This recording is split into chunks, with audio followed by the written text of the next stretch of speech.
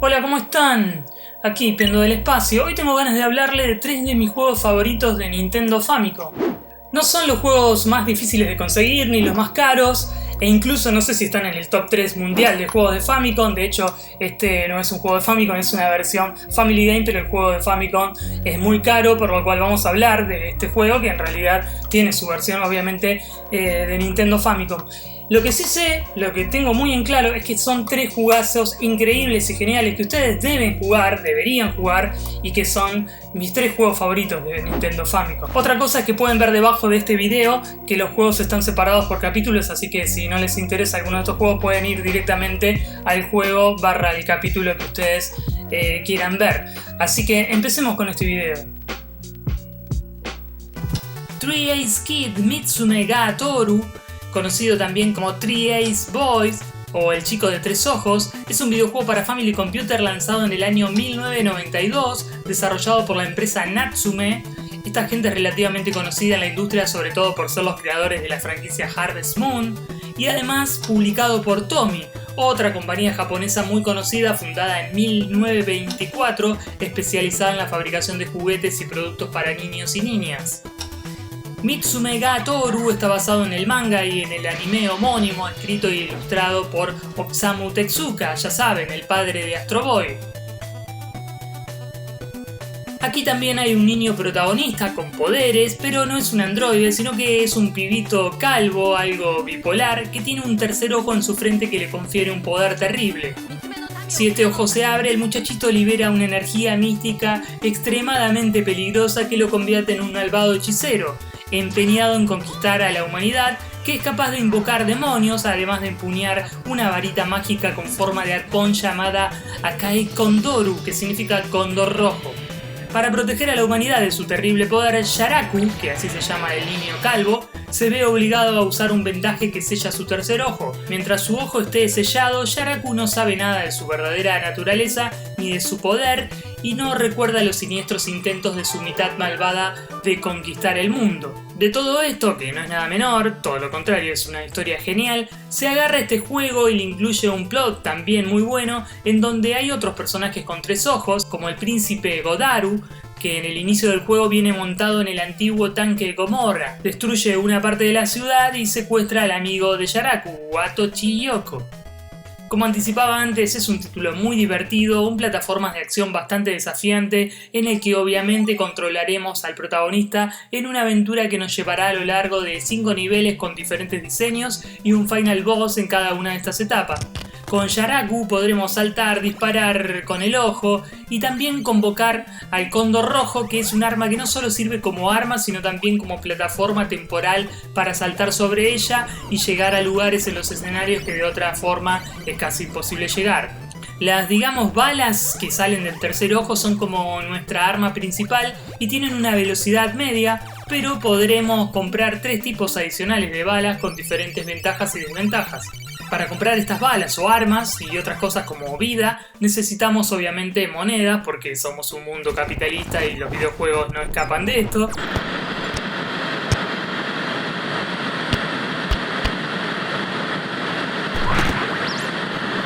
Pero lo bueno es que las monedas de oro las conseguiremos derrotando a los enemigos en cada nivel. Y otra cosa muy interesante que tiene es que si le disparamos a estas monedas mientras están en el aire y no tocan el piso, irán cobrando un mayor tamaño y con eso aumentando el valor de la moneda. Otro punto que quiero destacar del juego, y de acuerdo a mi apreciación personal, y quizás incluso lo que más me gusta o me lo hace recordable, es su banda sonora.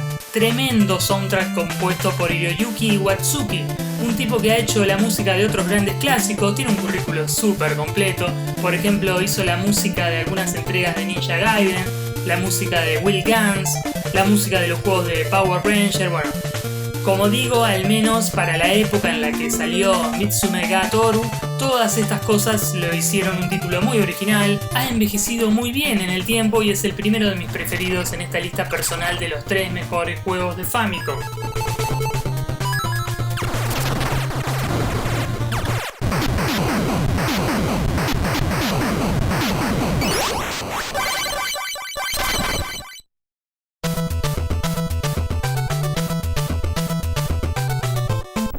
Kirby Adventure es otro juego de Famicom que adoro y este fue una compra obligada en mi primer viaje a Japón. En su título original, Hoshi no Kabi Yosume no Izume no Monogatari, es el primer y único juego de Kirby lanzado para Famicom y para NES el 23 de marzo de 1993. Es el segundo juego de la franquicia de Kirby, ya que el primero fue Kirby Dream Land para Game Boy lanzado en 1992, pero Kirby Adventure fue el primero para los 8 bits de Nintendo y estuvo dirigido y diseñado por Masahiro Sakurai, producido por Satoru Iwata, Shigeru Miyamoto y Takao Shimizu. Además contó con la genial banda de la dupla Hirokazu Ando y Jun Ishikawa. Les dejo aquí arriba el link directo al CD original de este juego porque es otra de esas bandas sonoras geniales de la historia de los videojuegos.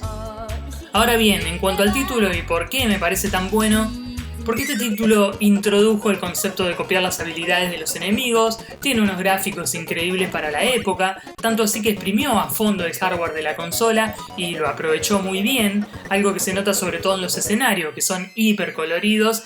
Y ahí es cuando uno se da cuenta lo inteligente que fue la gente de HAL Laboratory, su desarrolladora, para, como digo, aprovechar muy bien la paleta de color de la consola. La estética es hermosamente fantástica, el diseño de personajes también es genial, y lo mejor de todo, sin dudas, es la jugabilidad, y lo que aportó al género de las plataformas en 2D por aquellos años. Kirby puede correr, saltar, nadar, deslizarse, obviamente flotar y muchísimas cosas más, además de tragarse todo lo que encuentra en su camino. Tiene 20 habilidades diferentes que provienen de los personajes que nos traguemos, más 4 habilidades propias de Kirby, lo que es una locura para un cartucho de tan solo 6 megas. Y aparte, cada una de estas habilidades modifica el sprite de Kirby y su animación es realmente asombroso.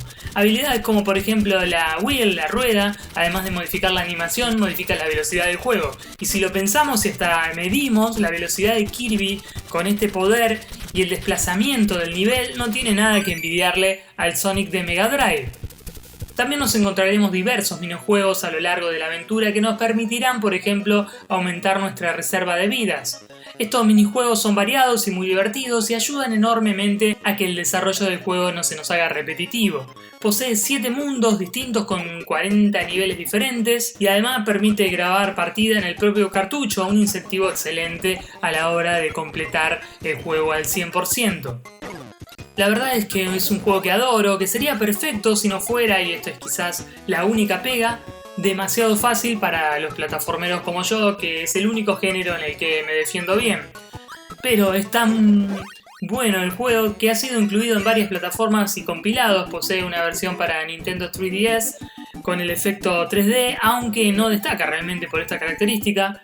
Aparece en este excelente recopilatorio llamado Kirby Dream Collection para Wii. Tuvo también un remake en Game Boy Advance llamado Kirby Nightmare in Dreamland y por suerte fue incluido en las 3 versiones diferentes de NES Mini al margen del mercado al que fuesen orientadas. Así que es un juego realmente accesible que de una u otra manera pueden y deben jugar. Y el tercer juego de este video iba a ser Super Mario Bros. 3, mi juego favorito de Famicom, pero he hablado tanto de él en este canal, de hecho les recomiendo ver este video que están viendo en pantalla, que la verdad me decidí por otra aventura del fontanero en los 8 bits de Nintendo, nada menos que Super Mario Bros. USA. Bueno, como ya sabrán, el éxito tremendo que tuvo el primer Super Mario Bros. Hizo que Miyamoto y compañía trabajasen fuertemente en lo que iba a ser la secuela, explotando o llevando más allá la fórmula del plataforma más icónico de todos los tiempos. A razón de esto hubo no una, sino 3 secuelas. Sí, 3 secuelas. La primera, una adaptación para arcades llamada Versus Super Mario Bros, es decir, Versus.Super Mario Bros, que por cierto, si lo quieren jugar, Nintendo lo rescató para la serie Arcade Archives, es decir, Arcade Archives, por lo cual está disponible en la eShop para Switch. Les dejo el link en la descripción del video también para que lo vayan a ver. Paralelamente a este arcade, Nintendo lanzó la segunda secuela, que es la verdadera o original, conocida como Super Mario Bros. The Lost Level, aunque en realidad el juego en japonés se llamó Super Mario Bros. 2 for Super Players. Y es que ya desde el título Nintendo aclaraba muy bien que era la segunda parte, para superjugadores, porque Miyamoto y su equipo estaban decididos a ofrecer el desafío definitivo para los fans de Super Mario, y esto técnicamente se traducía en la dificultad que traería este juego, que, dato no menor, solo estaba disponible para Famicom Disk System, es decir, la única manera de jugar a esa secuela era comprando el periférico que convertía la consola en la Family Computer Disk System. Y podemos decir que con esa secuela y a primera vista no hay tantas diferencias con el primer Super Mario Bros, o al menos gráficamente casi no las hay, pero a nivel jugable es otro juego totalmente distinto, con una dificultad super hardcore. El diseño de los niveles es mucho más loco y hay enemigos por todos lados. De hecho, dicen que este juego es de los títulos más difíciles de aquella época de Nintendo. Y tanto para los jugadores japoneses que habían comprado el juego como para los americanos que estaban esperando la secuela de Super Mario Bros. The Lost Level era una decepción. Lo veían más como una especie de castigo que como un gran desafío. Para Nintendo of America esto era un gran problema y estaban decididos en no lanzar esta secuela de Super Mario, pero también necesitaban encontrar una solución. Justo en aquella época en Japón, Nintendo estaba teniendo muchísimo éxito con un juego salido de la alianza entre la propia compañía y la cadena televisiva Fuji Television. Nintendo en esta colaboración había creado también para Famicom Disk System Yume Koju Doki Doki Panic. Yume Koju 87 era un evento de la Fuji Television para patrocinar sus programas a lo grande, y es por eso que contaba con sus propias mascotas. Vieron que en Japón esto de las mascotas es algo súper común, todo tiene su mascota. Bueno, el evento tenía de mascotas a una familia árabe compuesta por papá, mamá y sus hijos Imagine y Lina. Y de hecho la familia árabe era la protagonista de este título que, sí es importante aclarar, estaba desarrollado por Shigeru Miyamoto en la dirección y Koji Kondo componiendo la banda sonora. Como decía antes, el juego estaba teniendo muchísimo éxito y, como también decía antes, Nintendo of America necesitaba una secuela vendible del primer Super Mario Bros. La solución, muy americano esto, fue transformar el Doki Doki Panic en la nueva secuela de Super Mario. Básicamente tomar las bases del juego original, esto es gráfico, sonido, planteamiento, y cambiar lo necesario para que fuese un juego de Mario. De hecho, gracias a esto, muchos de esos elementos se han integrado en el universo del fontanero, como los conocidos G-Guys o la peculiar forma de saltar de Luigi. Los cambios, que son lo que lo transforman en el Super Mario Bros. 2, fue el retoque en el sprite de Imagine para que fuese Mario, en Lina para transformarla en la princesa Peach, papá pasó a ser Toad, y mamá, bueno, no quedaban más personajes femeninos en el plantel de Nintendo, así que el papel de mamá se lo quedó Luigi. Otros cambios para hacerlo pasar por un juego de Mario fue cambiar corazones por setas, añadir algún caparazón, así como mejoras generales en todo el juego, como animar y darle color a los arbustos. Obviamente también el guión, la historia del juego cambió. Aquí no tenemos que rescatar a ninguna princesa, porque en Doki Doki Panic la aventura se daba dentro de un libro mágico. Pero bueno, en Super Mario Bros. 2 la aventura transcurre durante un sueño de Mario, lo cual explica también la ausencia de Bowser y la aparición de personajes nuevos como el malvado Wart o Mamu en el original.